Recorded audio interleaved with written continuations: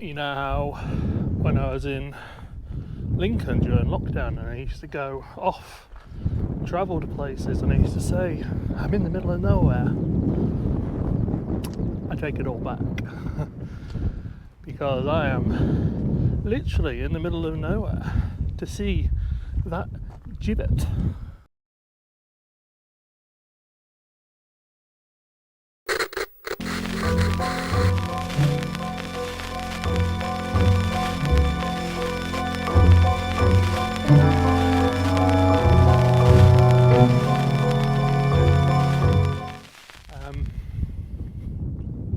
Gibbeting is, I'm fascinated by it. I've spoke about it in my old Hauntings of Lincoln video. I'll put a little link in if I remember. Again, I'm travelling up. In 1791, the body of William Winter was hung here. I'm going to tell the story in chains. I think I know the story, so maybe I should have read that before. Yeah, so gibbeting was... This is Winter's gibbet, so a chap was hung up there. And as I said, I did a one of my favourite stories of Lincoln, my home city, is gibbeting Tom Otter's gibbet.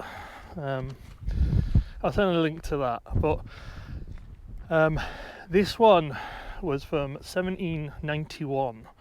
William Winter, who was born into a family of travellers in Northumberland and was in and out of trouble, and he committed a crime. Well, he committed a murder near here with two sisters,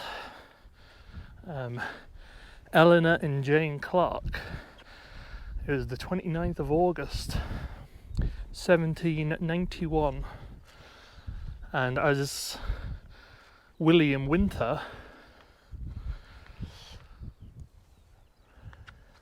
carried out the murder, the sisters robbed the lady, and it said William would have gotten away with it, but a young shepherd boy saw William around this area, and how remote it is today. Imagine in 1791. I've seen two cars in about 40 minutes. It's like driving in America around it. And the shepherd boy noticed he had stolen items on him from the murder, and he also noticed how many nails were in his boots,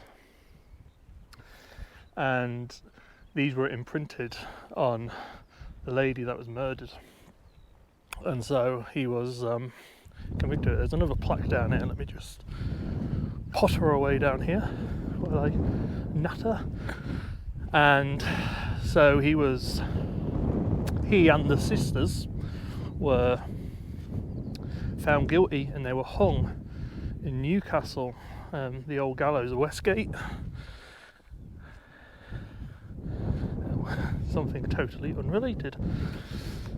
In memory of Jack Anderson, 14th of April 1920 to the 30th of March 2000. The Anderson. I wonder why it's here. Interesting. And the sisters' bodies were donated to science, but William was hung up here. Now, gibbeting is basically they would put you on display in chains up on there. Now, this is incredibly quiet, and gibbeting would happen mostly near where the incident happened, and it would act as a deterrent for would-be offenders. It is so boggy up here. Wow, my feet are soaked. And he hung up here. Now, I'm not overly sure. I'll read that plaque, and if it has a date of how long he hung up here, I'll let you know. Because the Tom Otter in Lincoln was up there for like 40, 50 years. But he hung up here as a deterrent. People would come, it's the same with all gibbets, and look and stare at the corpse that would hang from there and throw stuff. Birds would come and peck, and in the Tom Otter case, a bird nested in that guy's jaw. Very grim. But his bones would end up being scattered across these moors. Obviously no sign anymore. But unfortunately you don't see many gibbets anymore. But also unfortunately that's not the original.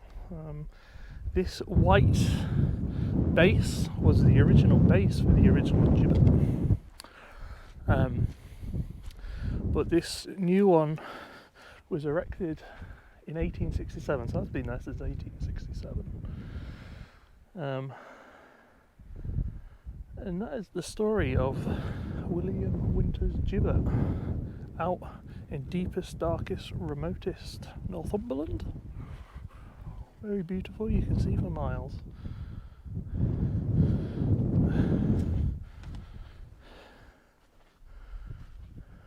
What's that, anyone? I'm intrigued. I'll read the marker that's down there, and if I've left anything out, I'll let you know. Read the plaque because I got everything wrong. The white base is the site of the old Saxon cross, which marked the highest point of this ancient drove road, down which cattle were driven from Scotland to the English markets. It's quite hard to read. A mile further east, a group of 4 trees marks this. So cold. One thing I did mean, apologies about the Saxon cross, I got mistaken. It's one of Northumberland's most infamous ghost stories, and there's been hundreds of sightings of people seeing a figure. They're not ghosts, they are cyclists. Of a person just stood here on the road, on a very dark, remote road in England. It's also a nice spot for lunch, so I'm parked there. I've got a book, and I'll see you. My next video will be in about 2 hours time on this day, so I'll see you then.